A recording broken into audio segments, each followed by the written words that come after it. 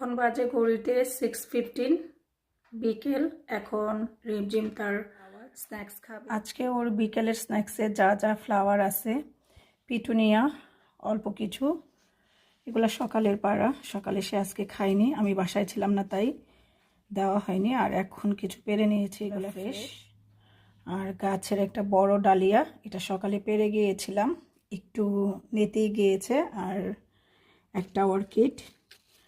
আর বাসায় জানালা খুলে রেখে গিয়েছিলাম, প্রচুর উইন্ড ছিল আর সামনে আমার অর্কিড গাছটা একদম পড়ে গিয়েছে। দেখাই, বাসায় এসে দেখি এই অর্কিড গাছটা হাওয়াতে পড়ে গিয়েছে। পরে যে সব ফুল এরকম ছিঁড়ে মানে ডাল থেকে ঝরে গিয়েছে। তো এখন এগুলা তো নষ্ট হয়ে যাবে, যেহেতু রিমঝিমের খুব পছন্দ, রিমঝিমকে দিয়ে দিব। এই যে এই ফুলটাও একদম এই যে এখান থেকে